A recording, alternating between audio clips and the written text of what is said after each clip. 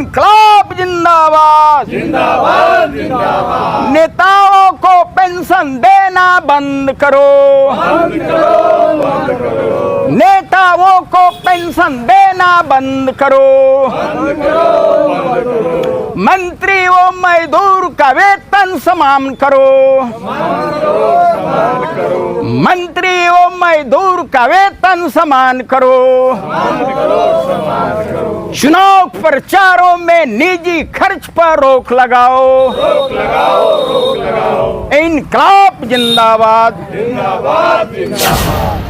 रामायण सिंह जी, आज हालात बदलो जागरूकता अभियान आज आपने शायद रथ यात्रा निकाला है और डुमरा सेंटर से सीवान तक जाएंगे, क्या मकसद है सर? क्या बताना चाहते हैं सरकार को?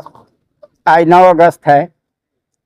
9 अगस्त के दिन इतिहास में एक क्रांति दिवस के अवसर के रूप में जाना जाता है।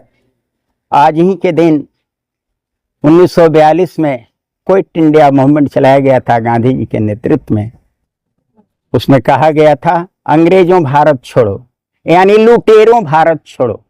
आज हम डुमरा से जो ये हालात बदलो जागरूकता अभियान चला रहे हैं, इसका मतलब यह है कि आज गोरे अंग्रेज की जगह पर जो काले अंग्रेज सत्ता में बैठे हुए हैं, उनको हटाने के लिए हम जनता जो इस देश के मालिक है उनके बीच में बात कहने जा रहे हैं कि आज ये पॉलिटिकल पार्टियां जो लुटेरों का गिरोह बन गई हैं, जो हमारे देश के नेता बेईमान हो गए हैं, कृषि हमारी चौपट हो गई है, बेरोजगारी की समस्या चरम पर है, महंगाई थमने का नाम नहीं ले रही है, पढ़ाई और दवाई आम आदमी के कुबत से बाहर हो गया है, देश की तमाम सार्वजनिक संपत्तियों पर, प्राकृतिक संसाधनों पर निजी कंपनियों का कब्जा कराया जाता रहा है, देश पर कर्ज का बोझ बढ़ रहा है, देश की करेंसी कमजोर होती जा रही है।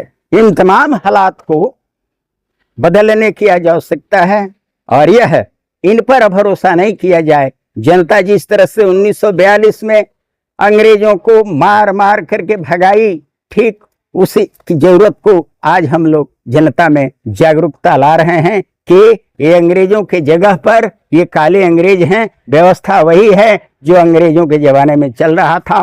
फूट डालो राज करो वो भी चलाते थे, फूट डालो राज करो ये भी चला रहे हैं। उनके जमाने में भी सिर्फ अपने बारे में अंग्रेज सोचते थे, भारतीयों के बारे में कुछ नहीं सोचते थे।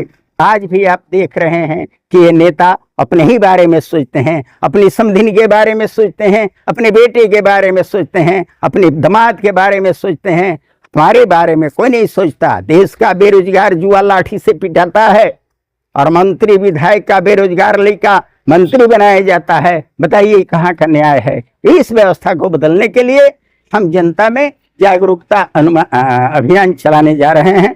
आज ये यहाँ से यात्रा चल करके मदारपुर होते हुए मलमलिया सभापति जी के स्मारक होते हुए गांधी आश्रम बसंतपुर गांधी जी को माल्यार्पण करेंगे।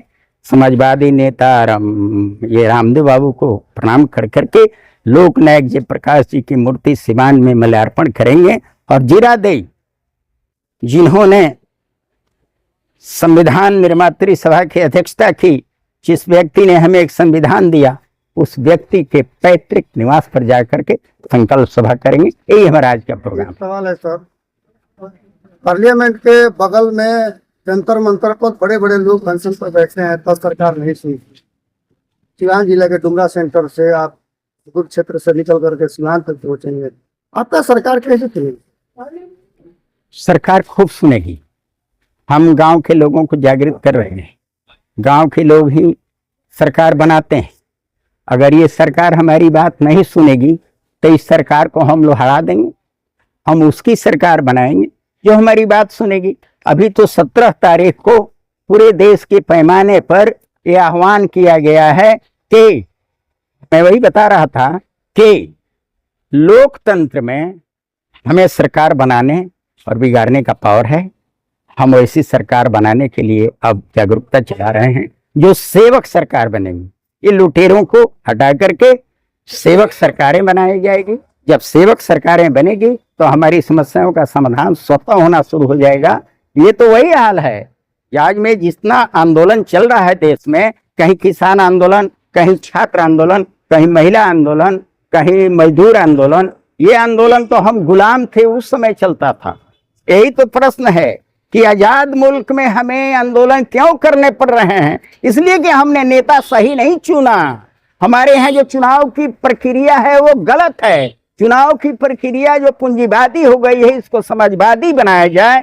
राजनीतिक व्यवस्था जो समाजवादी हो गई है, उसको समाजवादी राजनीतिक व्यवस्था जाए। मंत्री जी 4 लाख 5 लाख क्यों लेंगे? आम आदमी का जितना मजदूरी है उतना मंत्री जी ले। यही ना समाजवाद कहता है। इस व्यवस्था को लाने के लिए जागरूकता अभियान चला रहे हैं हम लोग। हमें विश्वास है कि हम सफल होंगे, जनता जगेगी और इन लुटेरों को भगाएगी।